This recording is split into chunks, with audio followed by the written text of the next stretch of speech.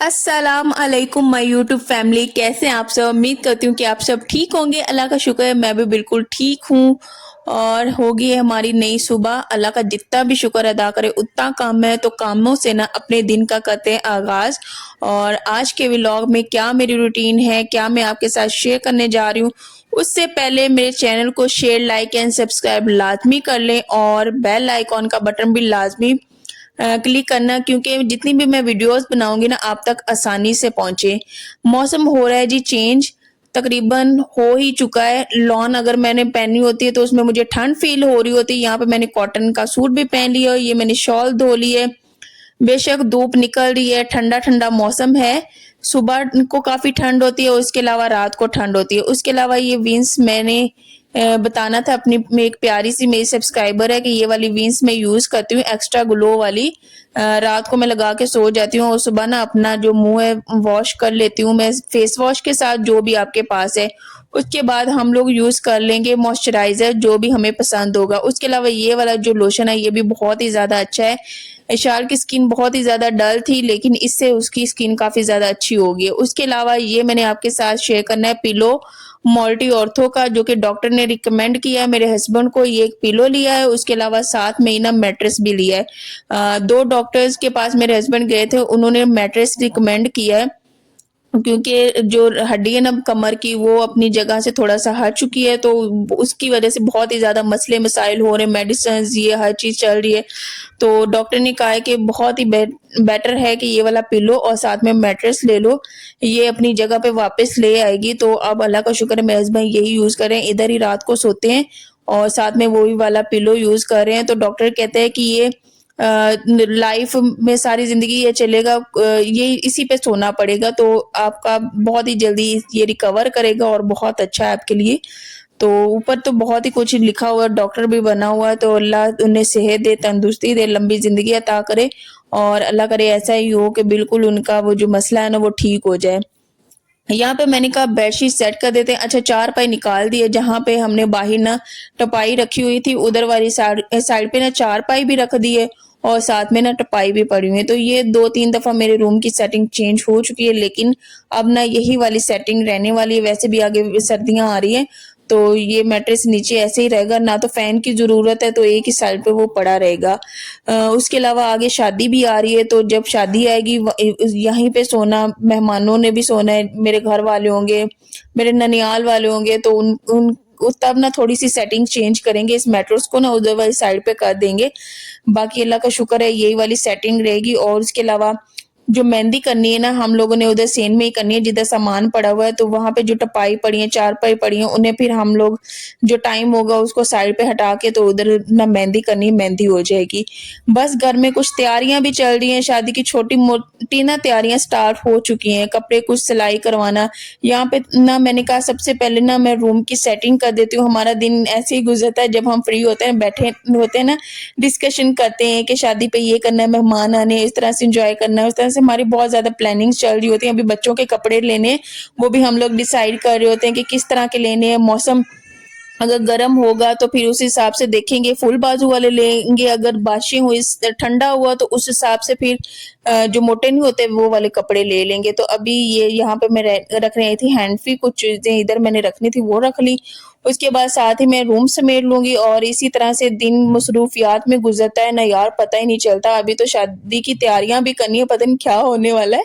तो मेरे पास ना वो नीचे चटाई पे ना एक सूट पड़ा हुआ है, मैंने दर्जी को वो सिलवाने के लिए देना है, वो भी मैं आपके साथ शेयर करती हूँ। लेकिन मैंने कहा सबसे पहले ना मैं बेडशीट को सेट कर लूँ, साथ में वो मैंने जो मैट्रेस के ऊपर बेडशीट है उसको भी मैंने सेट कर दिया। अगर ये चीजें हम लोग जल्दी से ऑर्गेनाइज कर लेना, हमारा रूम बहुत ही हद तक नीट एंड क्लीन लगता है, तो बिल्कुल साफ सुथरा रखता है। उसके बाद मैंने अभी झाड़ू भी लगाना था, क्योंकि बहुत ही ज्यादा बच्चे कचरा फेंकते हैं, कागज फेंक दिए, बहुत ही ज्यादा गंद मच जाता है।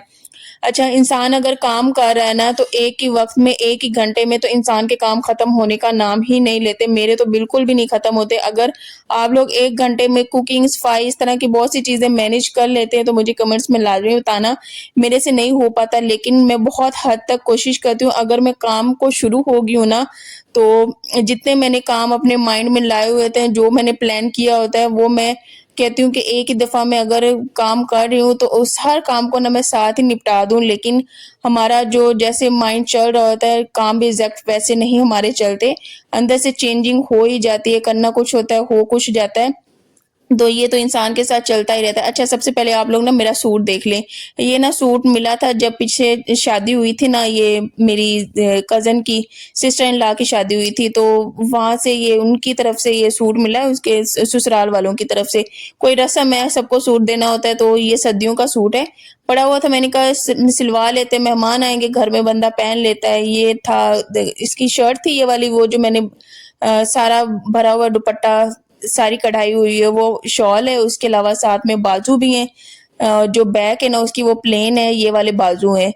तो यहाँ पे सिलाई भी इस्लामाबाद में बहुत ज़्यादा है, बहुत ज़्यादा। अगर तो हम अपनी मार्केट से सिलवाएँ ना, तो वहाँ पे 1700-2500 तक तो सिलाई है। मैं इतनी सिलाई कहाँ से एक सूट की दूँ? मैं तो नहीं दे सकती इतनी महँगी। मेरा मैंने जहाँ अम्मी जिधर रहती है ना, उधर से मैंने हमेशा कपड़े सिलवाए हैं, लेकिन अब मजबूरी है, नहीं तो अगर शादी ना आ रही होती ना, फिर मैंने रख देना था, फिर जब मैं गाँव जाती तभी मैंने उधर से सिलवाना था।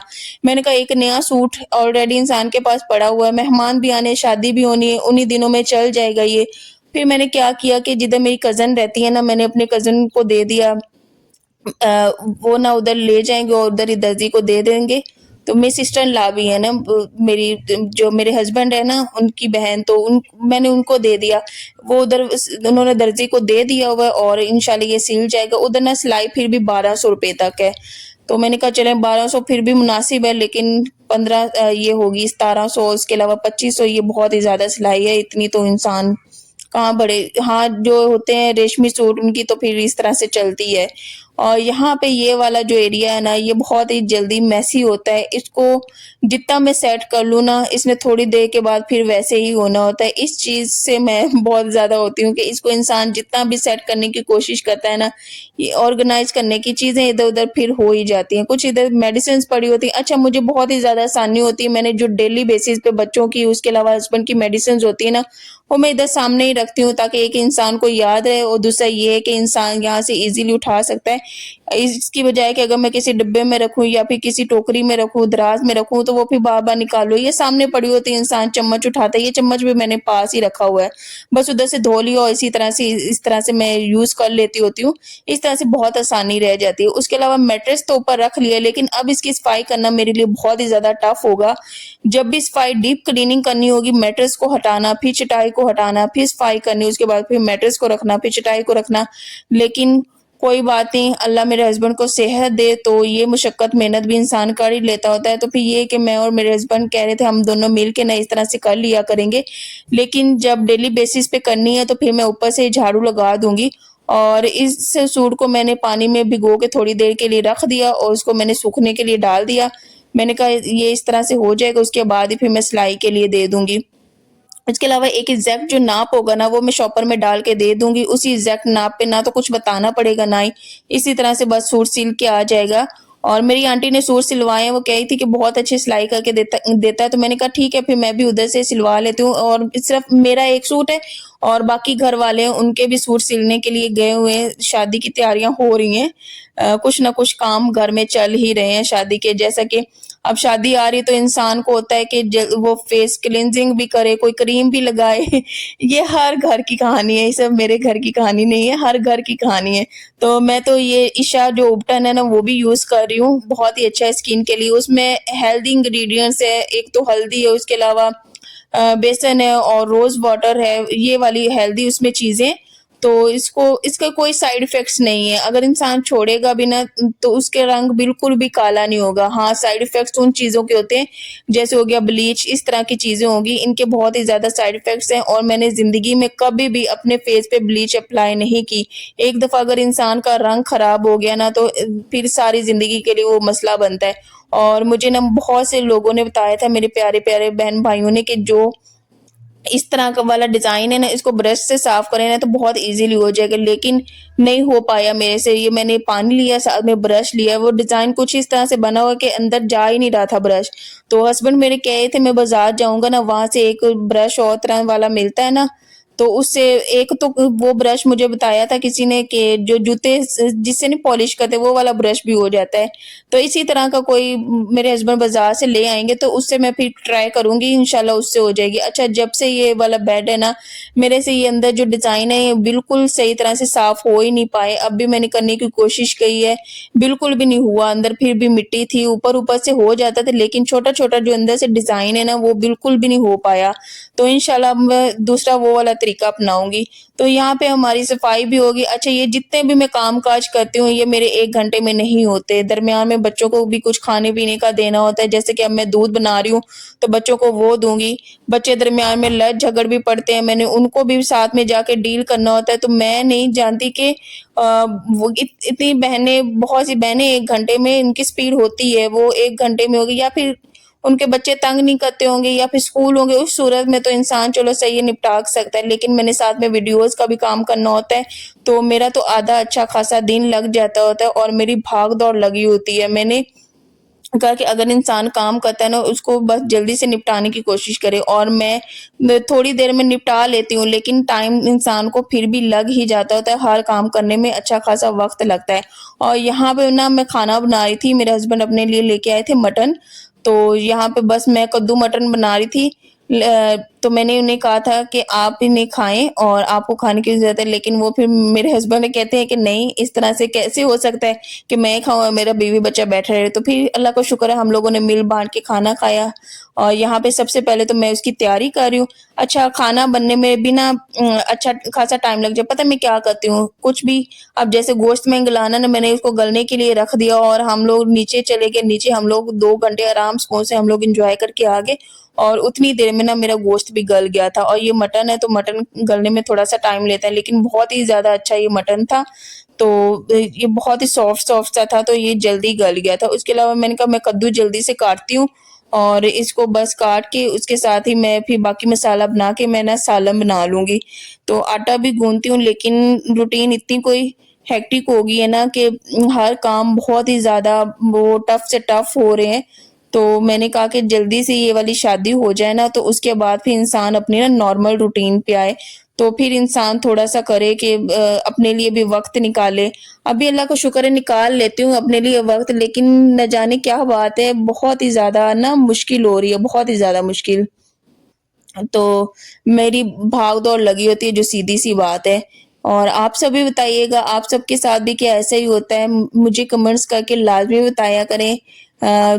मैं 2 बच्चों की माँ हूँ। एक जब बच्चा होता है ना उसकी जिम्मेदारियां फिर और तरह से होती हैं। एक ही बच्चों को आप लोगों ने फुल टाइम देखना होता है, उसको खाने पीने का दे लिया, आप फ्री हो गए, आप अपना कुछ करेंगे या फिर कोई खाना बना लेंगे। लेकिन फिर जब बच्चे 2 या 2 से ज्यादा होते हैं ना, फिर उनको संभालना बहुत ही ज्यादा टफ हो जाता है। एक का करो तो दूसरे को कुछ चाहिए होता है, दूसरे का करो तो पहले वाले को कुछ चाहिए होता है।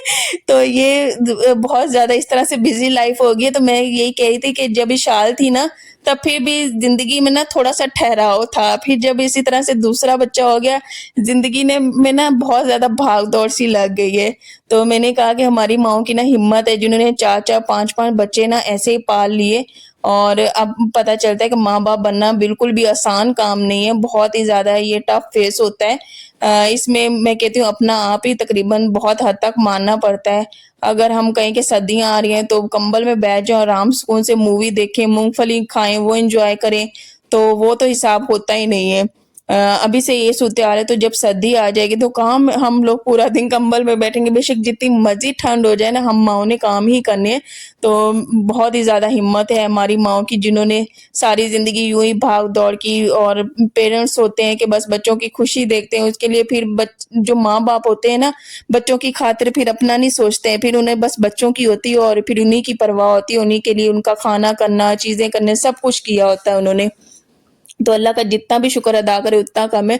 अल्लाह हमारे माँ बाप को सेहत वाली तंदुरुस्त लंबी जिंदगी अता करे, और जिनके पेरेंट्स इस दुनिया में नहीं है, अल्लाह उन्हें जन्नत में जगह दे और घर वालों को सब्र करने की तौफीक अता फरमाए। तो सबके लिए ना दुआएं किया करें, अल्लाह सबके लिए आसानियां पैदा करे। और आजकल ना मैंने ना बच्चों के लिए ना कीमा करवाया हुआ है, तो आजकल मुझे दिन में 2-2 सालन भी बनाने पड़ रहे हैं। मैं अपने लिए भी बना लेती होती हूँ, अपने और हस्बैंड के लिए, फिर मैं बनाती हूँ बच्चों के लिए भी कीमा। जब शाल थी ना तो मैं इसी तरह से किया करती थी, अपना और अपने हस्बैंड के लिए अलग से बनाना, फिर शाल के लिए अलग से बनाना। वो मिर्चें नहीं ना खाती थी, उसकी फिर हल्की-सी मिर्चें डाल के ना मुझे इस तरह से अलग से बनाना पड़ता था। बड़ी मैंने मेहनत मशक्कत की हुई है, 2-2 सालन बनाने, तो इस तरह से इंसान का बस वक़्त गुज़रता है। तो बच्चों को तो वैसे भी कुछ न कुछ वक़्त में वो खेलते भागते हैं, तो उनको वैसे भी भूख लगती है, उनको ना कुछ न कुछ थोड़ी देर में चाहिए ही होता है। तो बस अल्लाह का शुक्र है, ऐसे घर सँभाल रही हूँ, सँभल रहा है खुशी के साथ और खुशी-खुशी जो इंसान खुशी के साथ काम-काज करता है ना, उसका फिर मज़ा भी आता है। अगर हर वक़्त परेशानी और डिप्रेशन के साथ हम लोग फिर चलते रहेंगे ना, तो ज़िंदगी गुज़रनी नहीं है। तो ज़िंदगी तो वैसे भी जीने का नाम है, खुशी के साथ जियो और बस एक-दूसरे का ख़्याल रखो और एक-दूसरे के लिए आसानियाँ बाँटते रहो, तो बस यही ज़िंदगी है। ह हमेशा ना पॉज़िटिव और अच्छा ही इंसान को सोचना चाहिए। तो यहाँ पे बस बातों-बातों में हमारे काम-काज भी चल रहे हैं। अच्छा, ये जो मटन कद्दू मैंने सालन बनाया था, बहुत ही मज़े का बना था। इतना कोई मज़े का बना था ना, कद्दू का भी बहुत ही ज़्यादा अच्छा ज़ायका, उसके बाद फिर जब मटन डाल दो तो उसका फिर अलग ही ज़ायका होता है। तो मुर्गी का ब नहीं, एक दफ़ा साइड पे किया है क्योंकि चिकन में तो वो जान नहीं होती ना, फिर जो हस्बैंड की जो हालत है उसमें फिर मटन ही ज़्यादा बेटर ऑप्शन है। तो डॉक्टर तो वैसे भी रेड मीट रिकमेंड करते हैं, उसमें ज़्यादा ताकत होती है। यहाँ पे बस सादा सा जिस तरह से हम लोग सालन बनाते हैं वैसे ही बना लूँगी, सारा मसाला भून के ना। तो ये टमाटर आजकल बहुत ही ज़्यादा महँगे हुए हैं, तो मैं ना बहुत ज़्यादा फिर डालती ही नहीं हूँ। फिर मैं कहती हूँ कि एक बंदा डाल ले, क्योंकि गोश्त का भी अपना ज़ायका है, कद्दू का भी अपना ज़ायका है। तो इस तरह से ना कम बजट में रह के भी इंसान हर चीज़ें मैनेज कर सकता है। अगर कोई चीज़ बहुत ही ज़्यादा महँगी है, अच्छा जैसे ये मटन ले लिया, ये मटन महँगा है, कोई सस्ता नहीं है इस्लामाबाद में। तो इसकी ना हम लोगों ने ना छोटे-छोटे पोर्शन में पोटलियाँ बना ली और इसको फ्रिज में ना फ्रीज़ कर लिया। तो जब भी किसी चीज़ में डालना है या फिर बेशक ऐसे भी बनाना है या आलू में डालना है, तो इसी तरह से ना एक पोटली निकाल ली और उसको हम लोग आराम से इस्तेमाल कर सकते हैं। इसी तरह टमाटर महँगे हैं, तो उसको फिर हम लोग एक टमाटर निकाल के उसका भी हम लोग सालन बना सकते हैं। टमाटर के बिना तो वैसे भी सालन अच्छा लगता ही नहीं है, लेकिन अगर एक भी डाल दो ना तो उससे भी सालन बहुत ही ज़्यादा मज़े का बन जाता है। तो बस इस तरह से इंसान को करना पड़ता है काम-काज और अल्लाह का शुक्र है। बस अल्लाह से दुआ है, अल्लाह आसानियाँ पैदा करे। महँगाई दिन-ब-दिन बढ़ती जा रही है और महँगाई से तो इंसान परेशान होता ही है, सब होते हैं। मैं भी होती हूँ, हर कोई होता है बहुत ज़्यादा कि ये जो महँगाई है ना दिन-ब-दिन ऊपर को जा रही है, नीचे आने के बजाय ना बहुत ही ज़्यादा ऊपर को जा रही है। तो यहाँ पे मैं कद्दू डाल दूँगी और इसके अलावा ना कद्दू डालने के बाद मैं वही वाली यखनी यूज़ करूँगी जिसमें मैंने मटन को ना बॉयल किया था और एक्स्ट्रा से पानी मैं ऐड नहीं करूँगी और जब मैं दम पे रख दूँगी ना फिर मैं जाऊँगी नमाज़ पढ़ूँगी और हस्बैंड भी नमाज़ पढ़ेंगे। उसके बाद फिर हम लोग ना खाना खाएँगे, साथ में बच्चों को भी बैठ के खिलाएँगे। तो अल्लाह का जितना भी शुक्र अदा करूँ उतना कम है। तो मेरी सारी कोशिश यही रहती है कि जैसे मैं भाग-दौड़ के काम-काज करती हूँ ना, फिर उसी तरह से मैं ना नमाज़ की तरफ भी भागती हूँ और ये सिर्फ़ मैं ही नहीं, बहुत से लोग, ये कोई दिखावा नहीं है, ना ही मैं करना चाहती हूँ। लेकिन बस एक छोटा-सा यही मैं मैसेज देना चाहती हूँ कि जैसे हर चीज़ का मज़ा जवानी में है ना, हम लोग ज़िंदगी को जीते हैं खुशी-खुशी, हर मोमेंट, हर पल हम लोग एन्जॉय करते हैं, इवन कि शादी पे जाते हैं, हर चीज़ हम लोग एन्जॉय करने की कोशिश करते हैं। इसी तरह से इबादत करने की भी हमें कोशिश करनी चाहिए, जिस हद तक भी हो सके हमें कदम बढ़ाना चाहिए, क्योंकि अल्लाह ने हमें पैदा किया है अपनी इबादत के लिए, तो साथ-साथ हमें वो भी करना चाहिए और जो कि हमारा पहला फ़र्ज़ है, जिसके बारे में सबसे पहले पूछा जाएगा वो है इबादत। उसके बाद लोगों के साथ आपका सलूक क्या था, आपका बिहेवियर क्या था, ये पूछा जाएगा।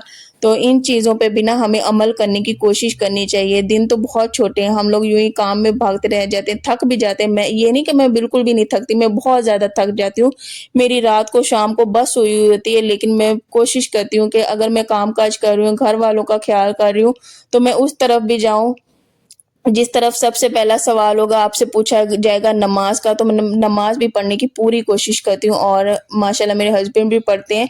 तो जितना हो सकता है सुबह की, दोपहर की, 5 टाइम की है ना, अगर एक कोई मजबूरी के तहत छूट जाती है तो मैं अल्लाह से माफ़ी माँगती हूँ, लेकिन उसका भी बहुत ज़्यादा गुनाह है। तो आप सबसे भी यही कहूँगी कि आप सब भी कोशिश किया करें और मेरे लिए, मेरे घर वालों के लिए, हम सब मुसलमान बहन-भाइयों के लिए ढेर सारी दुआएँ किया करें। तो मेरी बातें कैसी थी और आप सब की रूटीन्स क्या होती है हमेशा कमेंट्स में लाजमी शेयर किया करें और मेरे चैनल को ना लाजमी शेयर, लाइक एंड सब्सक्राइब करना है। कोई भी बात मेरी अच्छी लगी हो तो कमेंट्स में लाजमी बताना और कोशिश हर चीज़ की इंसान को करनी चाहिए। तो यहाँ पे हम लोग खाना खा रहे हैं, बच्चों को भी खिलाऊँगी, साथ में कीमा था, साथ में सैलेड भी था, बहुत ही मज़े का खाना था। तो चलिए जी नेक्स्ट व्लॉग में मिलेंगे, तब तक अपना ढेर सारा ख्याल रखें, दुआओं में याद रखें। अल्लाह हाफ़िज़।